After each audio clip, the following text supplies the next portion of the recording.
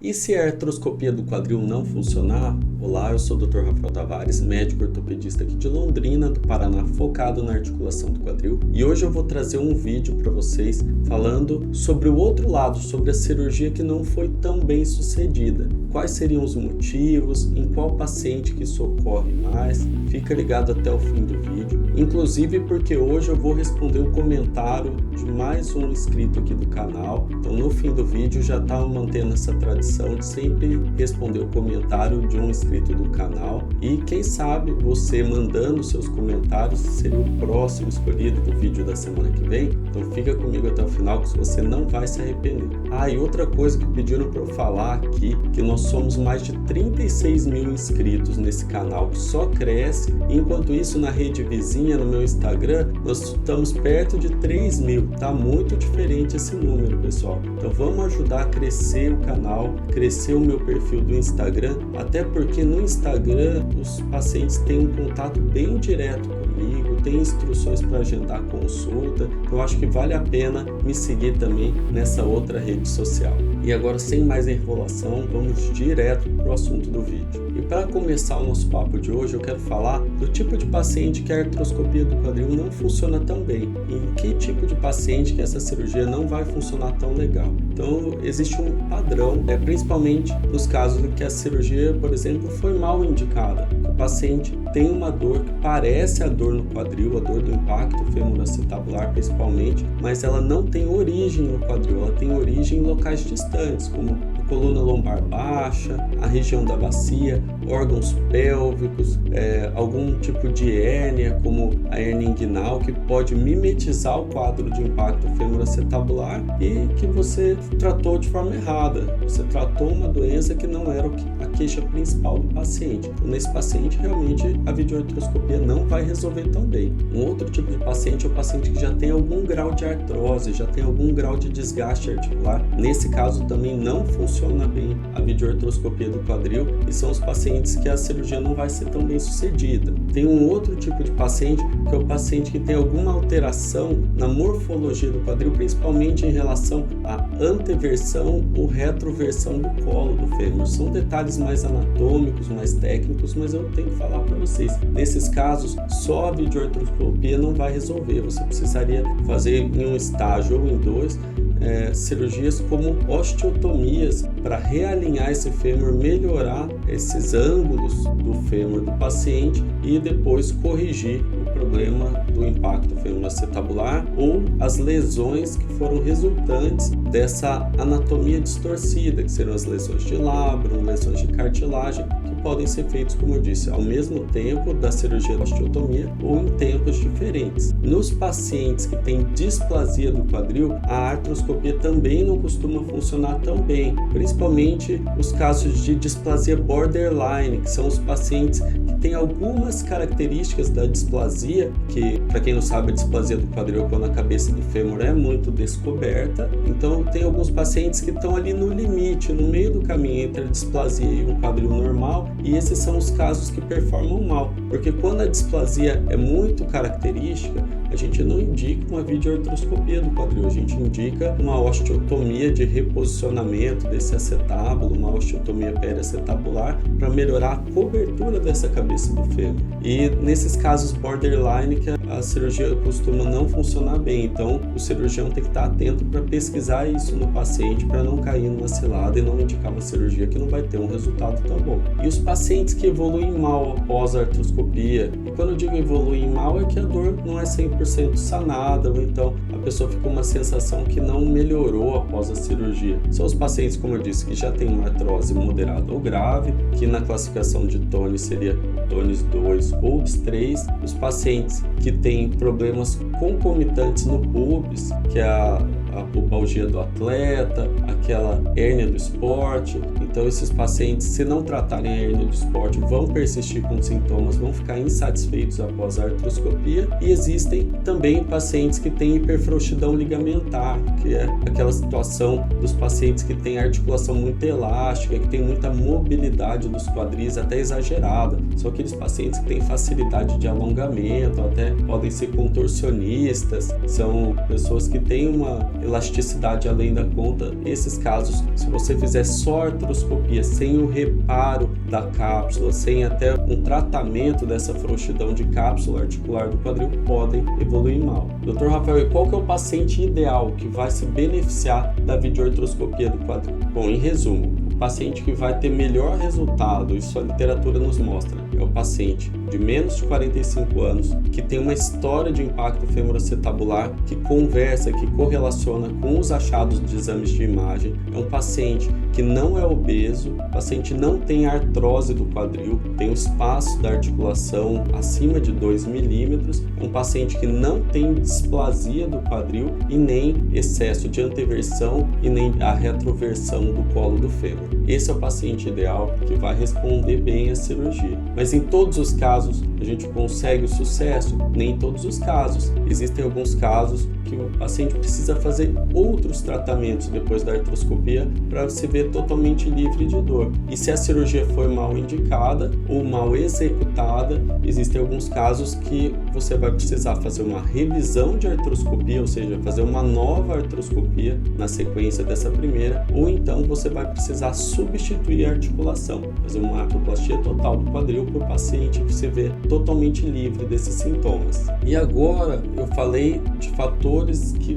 podem complicar o resultado da artroscopia, mas eu quero falar também o que a gente faz para melhorar esses resultados e coisas que dependem do paciente, fatores que dependem de você que vai fazer o procedimento cirúrgico, tá? Primeiro de tudo, existe muita questão de insatisfação se o paciente não foi bem alinhado, as expectativas não foram alinhadas desse paciente, tá? Isso tem que deixar muito claro. Então, mesmo se o paciente fala, poxa, doutor, eu quero tentar fazer artroscopia, eu quero tentar resolver o meu problema, mas eu tenho mais de 45 anos, eu tô acima do meu peso, mas eu quero me livrar dessa dor para poder diminuir o meu peso. Então, todos esses fatores que eu passei para vocês aqui no vídeo têm que ser passados também na avaliação pré-cirúrgica, para o paciente poder alinhar essas expectativas e a gente poder explicar, olha, no teu caso você tem alguns fatores que podem atrapalhar, podem causar uma certa dor no pós-operatório, e se o paciente já vai esperando essa dificuldade de reabilitação, ele vai se esforçar bastante e vai tentar garantir o resultado da cirurgia. Agora eu vejo muitos pacientes que não fazem a fisioterapia pós-operatória como é o recomendado, ou eles pecam pela falta, ou eles não têm acesso. Isso já tem dado mostrando que o resultado da cirurgia não vai ser legal. Tem pacientes que fazem o contrário, eles não respeitam os limites que o cirurgião impõe. Então eles fazem um excesso de movimento, excesso de exercício nas primeiras semanas pós-cirurgia, liberam descarga de peso acima do recomendado, e isso pode causar uma série de fatores complicadores também. Então veja, tanto a falta da reabilitação adequada como um excesso, o paciente que quer pular etapas e exagera nos movimentos, exagera no esforço, ele pode trazer malefícios também e complicações para a artroscopia dele. Um excesso de movimento pode dificultar na cicatrização dos tecidos, cicatrização da cápsula articular, pode dificultar na cicatrização do lábio do quadril que foi suturado, e até um excesso de descarga de peso precoce pode causar uma fratura por estresse nesse colo do fêmur, que não é indicado. Se você tem esse tipo de complicação, você pode manter o quadro de dor no pós-operatório, você pode ter uma dor persistente, você pode se frustrar, achar que a cirurgia não resolveu, ou até necessitar de uma nova cirurgia, para aí sim você cumprir os prazos e o processo de reabilitação adequado nessa segunda vez. Agora vamos falar da cirurgia. O que na cirurgia pode ser feito ou não, que pode ser a causa do insucesso dessa artroscopia. A causa número 1 de persistência de dor, persistência dos sintomas no pós-cirúrgico é a não correção das deformidades ósseas de forma total. Você deixar algum restinho de came no fêmur, um resto do pincer no acetábulo, ou seja, você não conseguiu completar 100% a ressecção óssea que deveria durante o procedimento da artroscopia do quadril. Nesses casos, o paciente vai falar, olha, melhorei, mas não estou 100%. No extremo do movimento eu sinto dor, e quando você vai fazer o exame físico, você percebe que o paciente ainda tem aquela dor residual do impacto femoroacetabular. Um outro problema seria a correção exagerada dessas deformidades ósseas, principalmente do pincer, que é do excesso de osso no acetábulo. Se você tira osso demais, você pode causar uma instabilidade iatrogênica nesse paciente, ou seja, causada pelo cirurgião, e você pode deixar esse quadril descoberto, o que é um malefício para esse quadril. Você vai alterar toda a biomecânica dele e vai deixar um quadril displásico, tá? E isso não é legal. Então seria a supercorreção do pincer. Também existe um problema da supercorreção do CAMI. Se você tirar osso demais no fêmur, você pode afetar aquele processo de vedação que o lábio do quadril é responsável.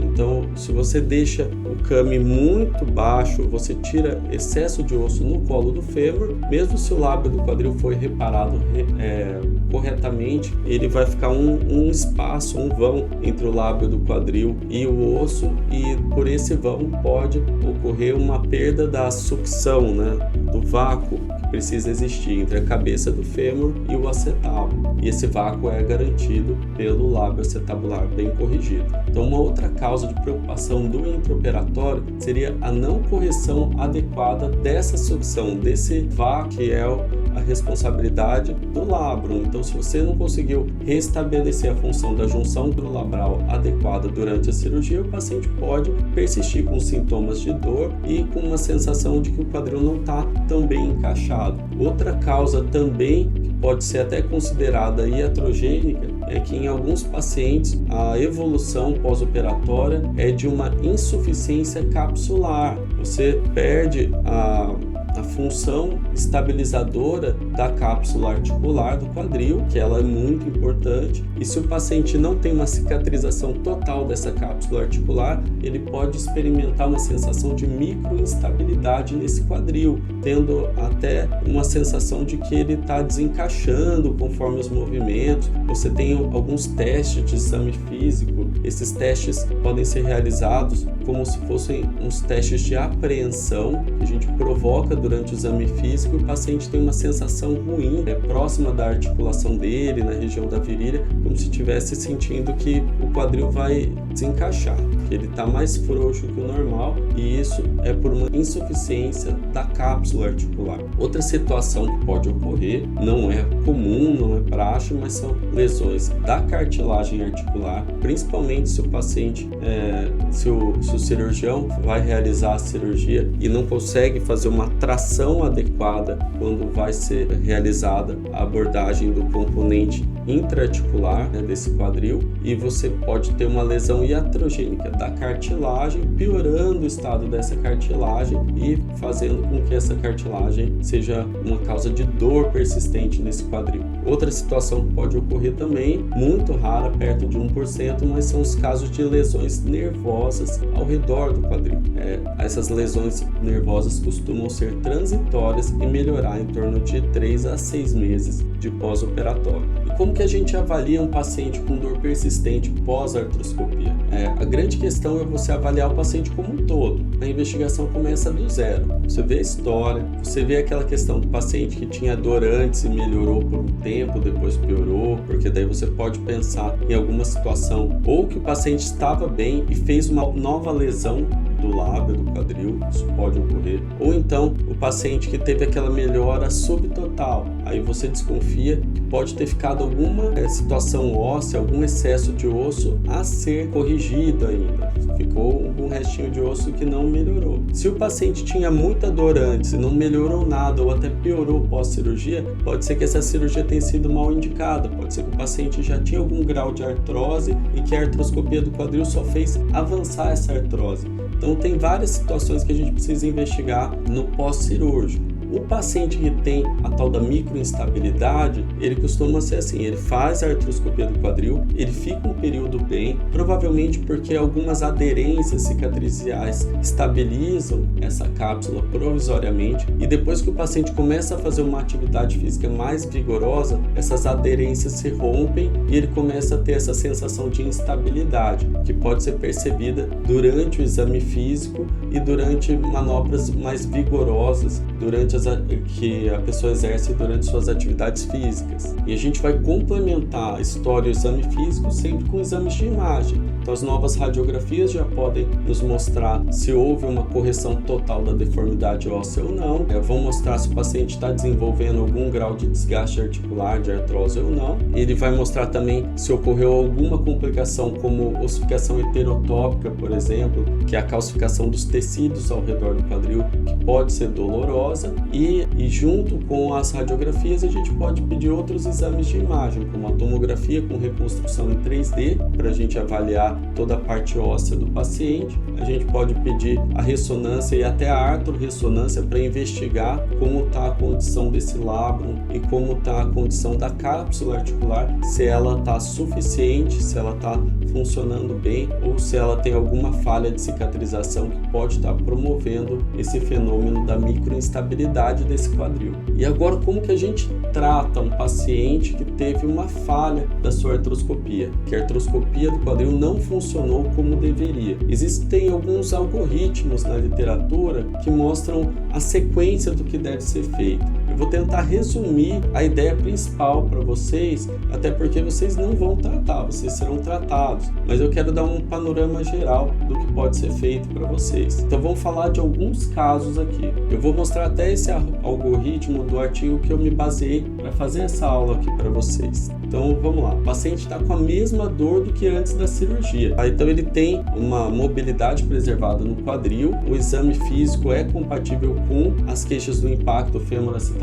a dor, quando a gente faz os testes de impacto está positivo, então provavelmente o paciente ainda tem um restinho de câmbio, um restinho de pincer que não foram corrigidos. Aí, como tratamento, o que é indicado é fazer uma nova artroscopia para terminar de corrigir o que ficou de deformidade óssea restante. Agora, o paciente está com a mesma dor do que antes da cirurgia. E antes da cirurgia, ele tinha uma restrição de mobilidade do quadril que não melhorou no pós-cirúrgico. Aliás, ela até piorou. Você vai fazer os exames de imagem, ele já tem sinais de artrose no quadril. Aí qual que é o tratamento? O tratamento é você fazer o tratamento conservador da artrose, que é fortalecimento muscular, suplementação, medicação para dor e, se for o caso, o tratamento conservador não funcionou, indicar uma artroplastia do quadril, uma prótese total do quadril para esse paciente. E o paciente que tem a mesma dor de antes da cirurgia, você faz o exame físico dele de quadril, está normal, mas ele tem as mesmas queixas de dor de antes da cirurgia. Faz exames de imagem, está tudo de acordo, está tudo normal, a cirurgia foi bem feita. O que pode ter acontecido? Pode ser que a queixa de dor não vinha do quadril e que essa cirurgia foi mal indicada. Aí o ideal é você pesquisar outras fontes de dor fora do quadril que possam ser as causadoras dessa dor. Então você tem que ou encaminhar para outros colegas, urologistas, ginecologistas, cirurgiões gerais, especialistas em dor, para tentar tratar a dor em si e tentar achar a causa exata dessa dor. E o paciente que tem uma piora progressiva da dor, ele fez a artroscopia do quadril e não é que a dor está igual antes, a dor está piorando e esse quadril está ficando rígido. Aí provavelmente ele desenvolveu uma artrose pós-cirúrgica. Ele tinha uma artrose no comecinho ou até moderada, fez a cirurgia, a gente liberou o movimento para ele, o quadril voltou a mexer, mas a artrose acelerou. Esse é um caso talvez que a cirurgia não foi tão bem indicada. Aí o tratamento vale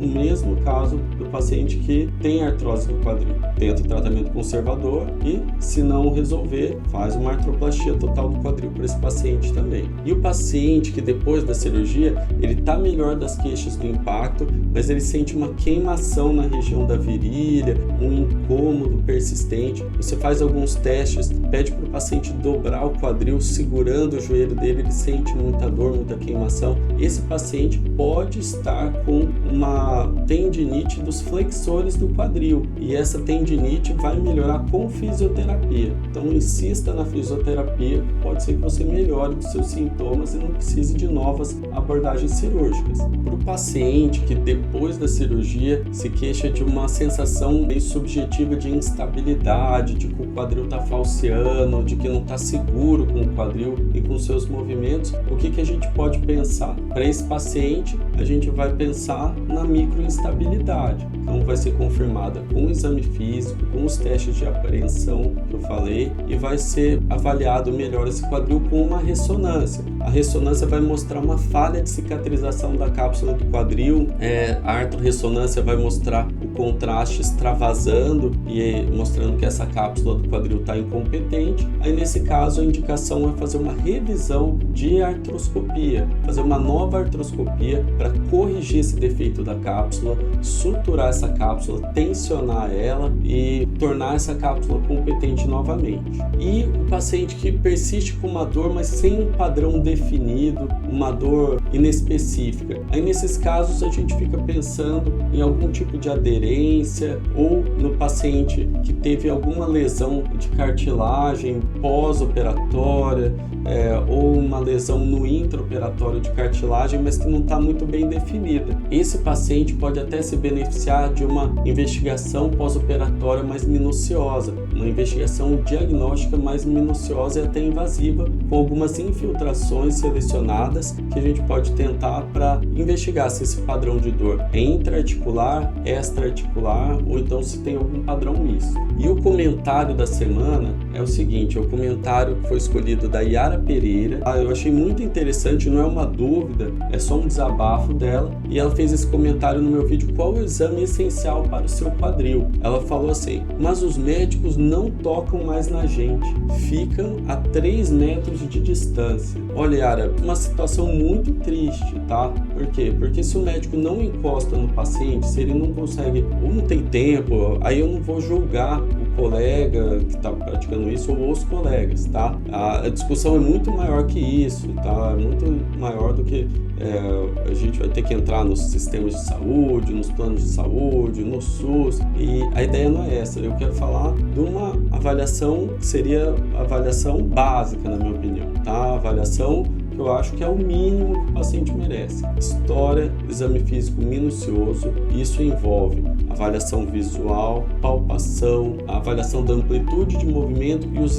testes especiais para o quadril. E se a tua queixa for uma queixa que a gente não consegue definir bem, a gente tem que avaliar coluna, joelho, bacia, pubis. Então assim, o médico ficar à distância do paciente, só olhar exame de imagem, eu acho que ele está até arriscando cometer algum erro por omissão ou confundir o diagnóstico do paciente, tá? Então não tá legal. Se vocês têm esse problema, se vocês sentem essa falta de tato, tudo, eu acho que tem que procurar até encontrar um médico que atenda essas necessidades e possa resolver o seu problema, tá? Muito obrigado por terem acompanhado o vídeo até o final. Tenha uma ótima semana, não desista do seu quadril e até o próximo vídeo. Fui!